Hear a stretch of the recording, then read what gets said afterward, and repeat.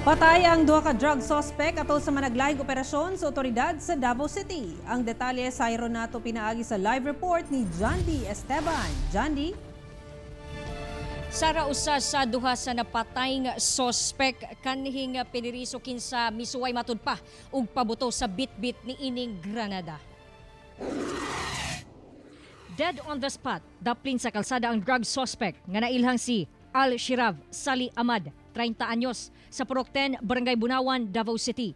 Alas 7 kagabi, dihang gilusad ang bypass operation batok sa suspect. Dihang nagtunulay na sa gikatahapang shabu ug bypass money ang suspect og poacher buyer na matikdan matud pa ni Ahmad nga pulis ang katransak. Rason nga misuway kini sa pagpabuto sa bitbit nga granada. Busa na pugos daw sa pagpusil ang otoridad sa suspect. Ano niya nga pulis?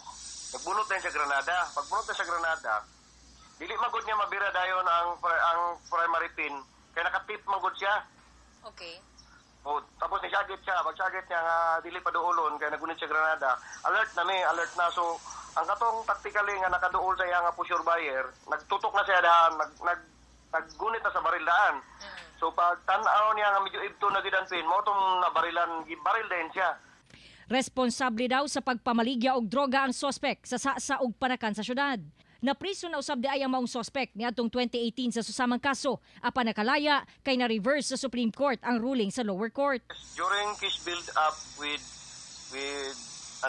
during case build up sa vicinity sa ihang gipuy-an, it was found out by our interoperatives nga allegedly isa siya sa mga nipatay atong duha ka PDEA agent sa Upol, Misamis Oriental, mga 2012 nga case. Pero wala man gud mi nakakita o kuan. As per confirmed during interview siyang misis, tinuod daw.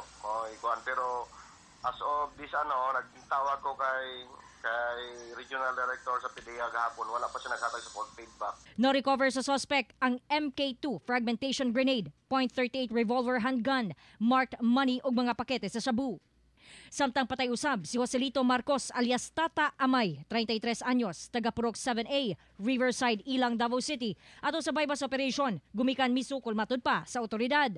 Nasakmit ang mga pakete sa gituohang shabu. Ang suspect giingong nagapayuhot og ilegal nga droga sa Ilang ug Tibungko ning syudad. Sara, padayon matud pa ang pagpakusog sa kampanya sa kapulisan against illegal drugs. Labi pa nga this week nagpahigayon og one-time big-time operation ang Davao City Police Office diin nakafocus sila sa paggukod ngadto sa tanang mga drug suspects ug most wanted persons ug mga loose firearms. Sara. Alright, dagang salamat, Jandy Esteban.